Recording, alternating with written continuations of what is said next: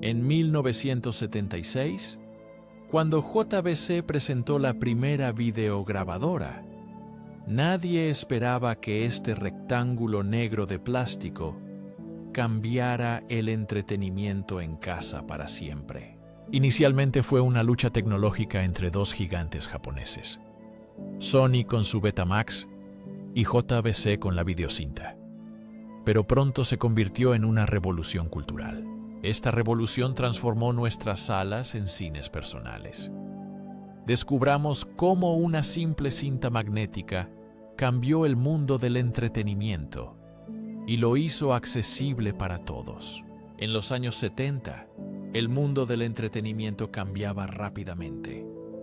Las familias se preguntaban si era posible traer el cine directamente a casa, ya que hasta entonces la televisión era el principal entretenimiento. La televisión dominaba, pero sus programas eran limitados y no podían ser controlados por el espectador.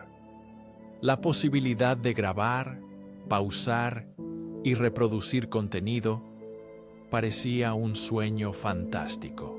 Sin embargo, en los laboratorios de las principales empresas tecnológicas de la época, ya estaban construyendo ese futuro. El primer paso lo dio Sony en 1971 con el lanzamiento de U-matic. U-matic fue el primer sistema de videocassettes que utilizaba cintas de 3/4 de pulgada de ancho, diseñado para uso profesional y que marcó el inicio de una nueva era.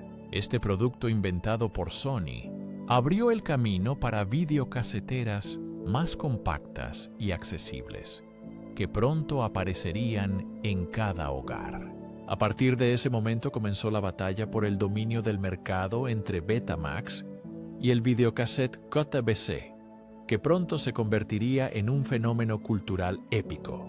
No fue solo una carrera tecnológica, sino una revolución que cambió la forma en que las personas ven películas y consumen medios en su hogar.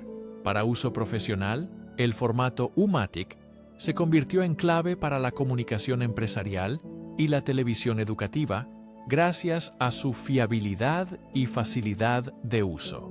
Las cintas U-matic permitían grabar videos con una duración de entre 22 y 75 minutos, proporcionando flexibilidad para diversas tareas y aplicaciones. Mientras tanto, el gigante tecnológico europeo Philips intentaba hacer el video accesible para las masas.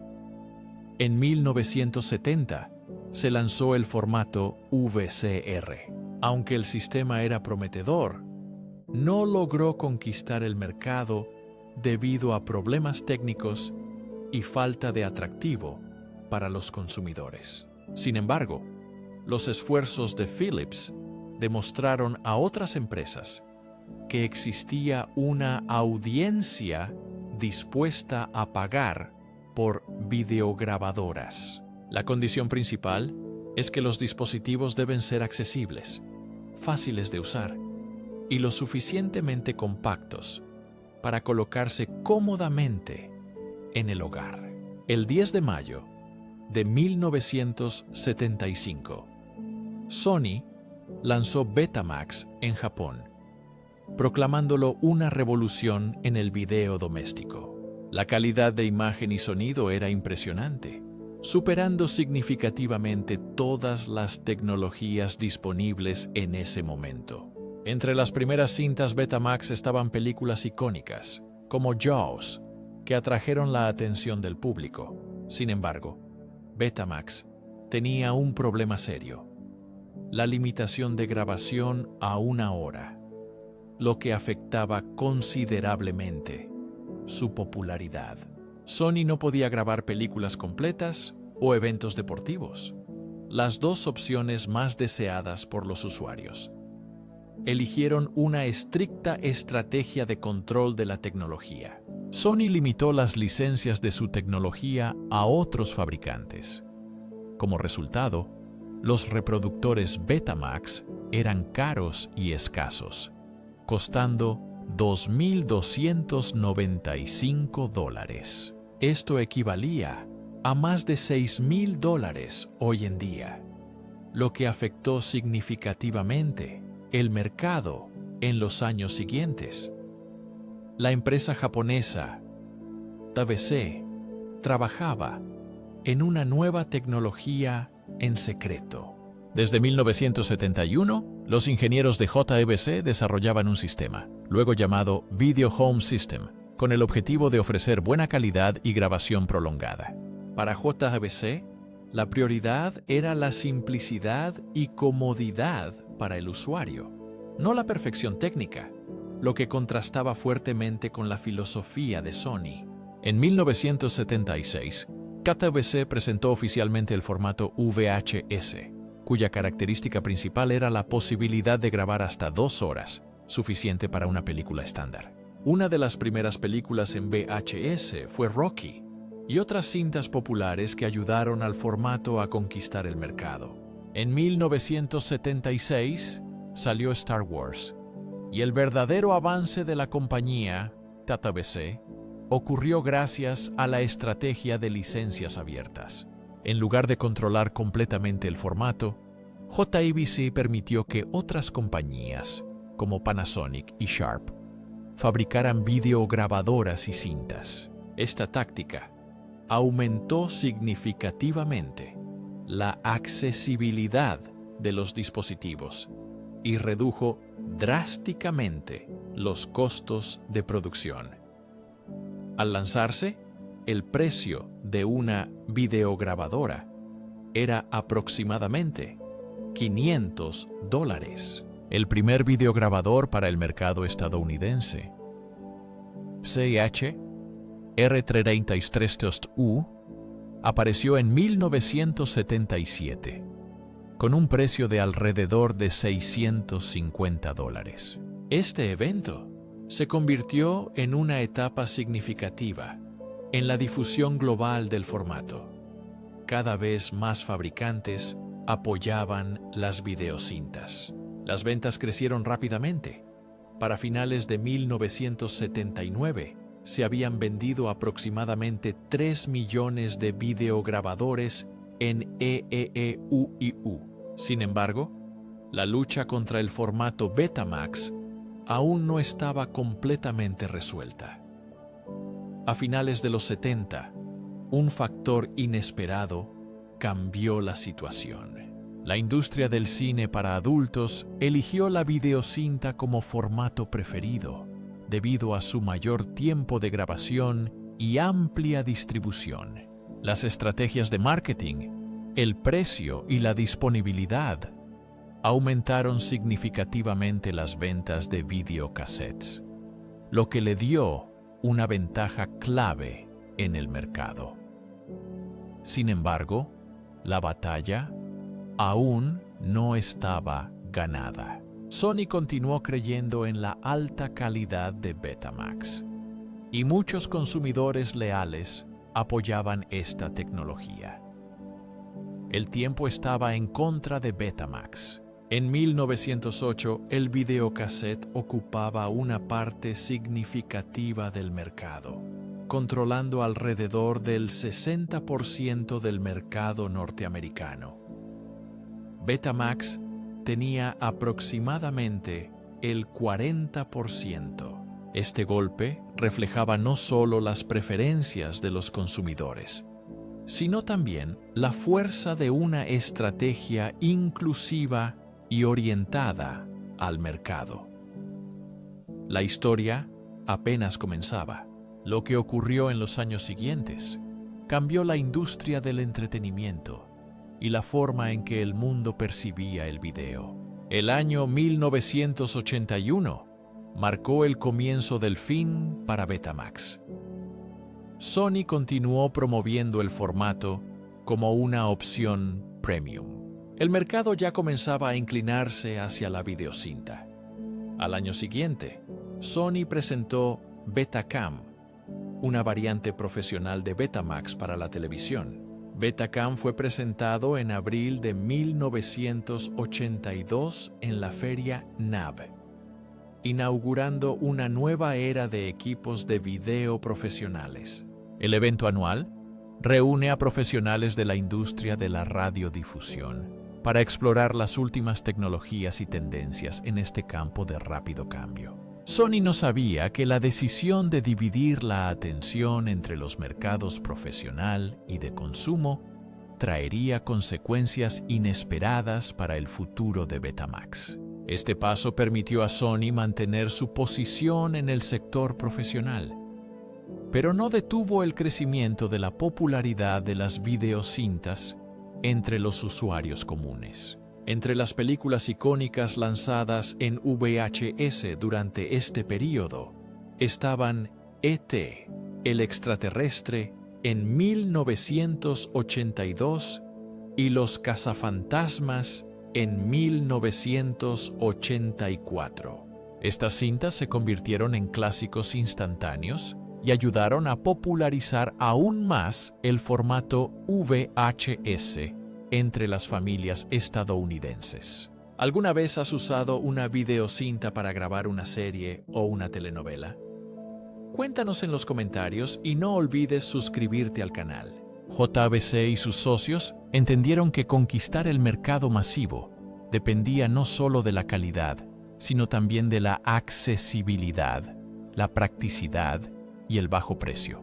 En 1982, los precios de los videograbadores VCR cayeron a aproximadamente $400-500, lo que provocó un auge en el alquiler y compra de películas. En un intento por mantenerse relevante, Sony presentó en 1983 el Beta Hi-Fi, que ofrecía una calidad de sonido superior.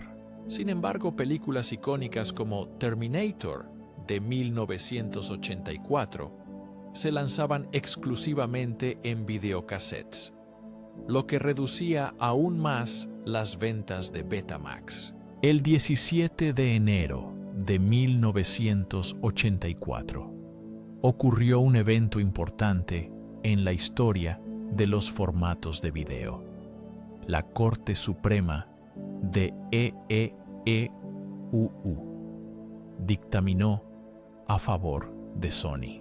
El caso Sony Corporation contra Universal City Studios, conocido como el caso Betamax, estableció la legalidad de la grabación doméstica de programas de televisión para uso personal. Esta decisión se convirtió en un precedente histórico que protege los derechos de los consumidores y reconoce la copia doméstica como legal y no comercial. Aunque el veredicto inicialmente se consideró una victoria para Sony, en realidad benefició a todo el mercado de videograbadoras, ampliando el dominio de las cintas de video. Ese mismo año, la empresa KTVC lanzó la videocinta C, una versión compacta del formato estándar, destinada a videocámaras portátiles. Esta innovación se convirtió en un éxito entre las familias y los aficionados al video, permitiéndoles grabar momentos importantes y reproducirlos en reproductores domésticos. Mientras tanto, Betamax continuó luchando por su relevancia, pero su posición en el mercado fue empeorando gradualmente. El mercado ya había hecho su elección a favor de otro formato. La aparición de mercados de alquiler y compra de películas facilitó la apertura de la cadena Blockbuster en 1985. Esta cadena de tiendas se convirtió en un símbolo cultural de la época. Los consumidores dejaron de solo comprar cintas para grabar programas y comenzaron a alquilar películas regularmente los fines de semana. Entre las películas más populares para alquilar estaban Volver al Futuro y El Club de los Desayunos, ambas estrenadas en 1985. Ese mismo año, la compañía Sony intentó recuperar terreno lanzando una versión mejorada del Super Beta, con mayor calidad de imagen. Sin embargo, los esfuerzos llegaron demasiado tarde. El tiempo de grabación y la disponibilidad de videocintas ya habían conquistado una amplia audiencia. En 1987, la empresa JVC presentó el formato SVHS con una resolución y calidad de imagen mejoradas, acercándose al nivel profesional. Aunque no todos los consumidores adoptaron la nueva tecnología, SVHS reforzó la idea de que la videocinta seguía evolucionando, a diferencia del estancado Betamax. En 1988, Sony reconoció su derrota en el formato y comenzó la producción de reproductores de VHS. Este giro estratégico marcó el fin oficial de la guerra de formatos entre Betamax y VHS. Sony continuó implementando mejoras menores, como el ED-Beta de definición extendida, intentando ofrecer una calidad de imagen comparable a la de los futuros DVD. Sin embargo, estos intentos no generaron un interés masivo, ya que el casete ocupaba más del 95% del mercado en ese momento. En la época dorada de VHS, algunos casetes alcanzaron ventas impresionantes, cambiando para siempre la industria del entretenimiento. En 1988, Cenicienta de Disney explotó el mercado vendiendo 17 millones de copias y convirtiéndose en un símbolo de VHS. Esta edición fue clave para la compañía durante la crisis económica, ayudando a Disney a renovar su imagen y atraer a una nueva generación de fans. Sin embargo, fue en los años 90 cuando Disney realmente conquistó el mercado. En 1992, La Bella y la Bestia apareció en alquileres de video. La película vendió 22 millones de copias, ganando $318 millones, inaugurando una nueva era para Disney. Este evento no fue solo un éxito comercial, sino también el comienzo de una nueva época con una posterior adaptación en Broadway. El fenómeno continuó con Aladdin en 1993, que vendió 25 millones de copias.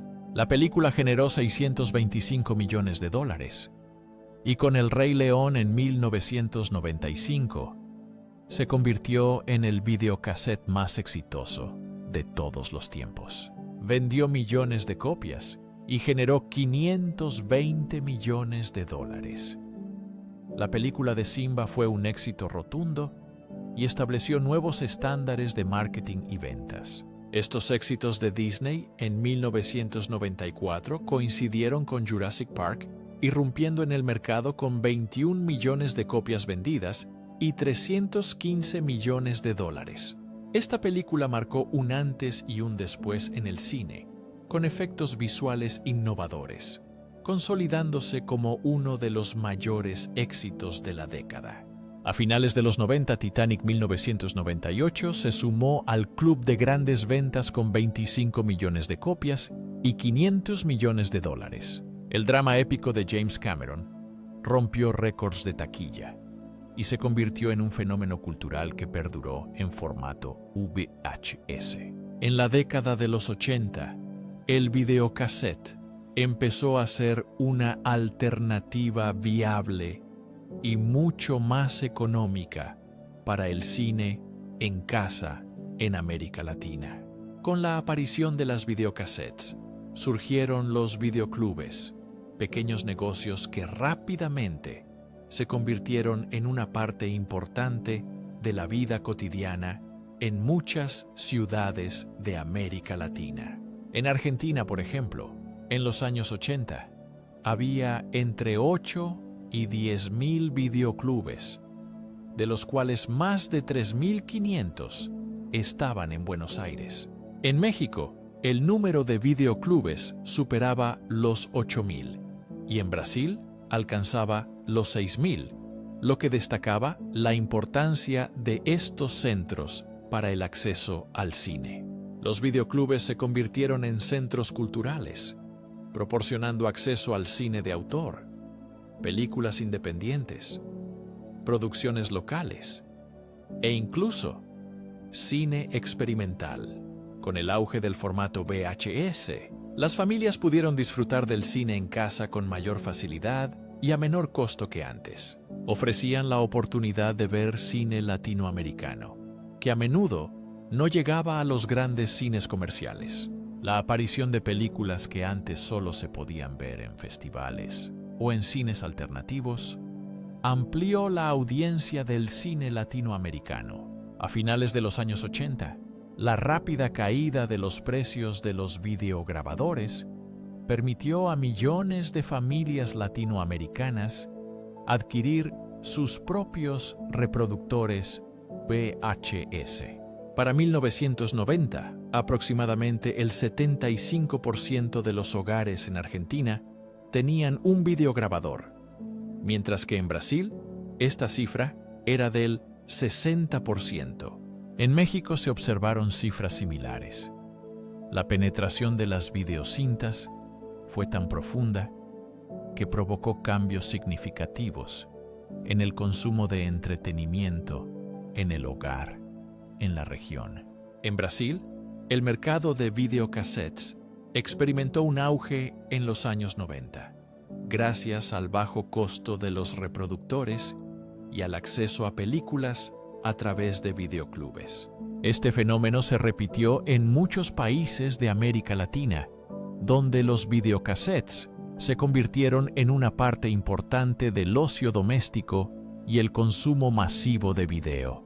Sin embargo, este crecimiento estuvo acompañado de problemas serios, siendo el principal la producción pirata, que amenazaba a la industria de videocassettes en América Latina.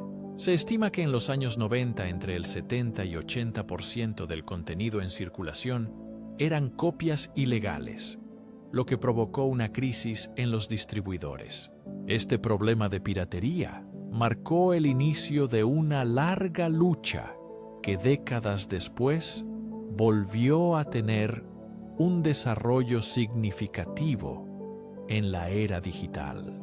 Esto cambió para siempre las formas de consumo de contenido audiovisual en América Latina, obligando a la industria a buscar nuevas soluciones. A pesar de las dificultades, los productores continuaron invirtiendo en la adaptación de contenido para la audiencia latinoamericana, gastando entre 2 y 3 millones de dólares anualmente.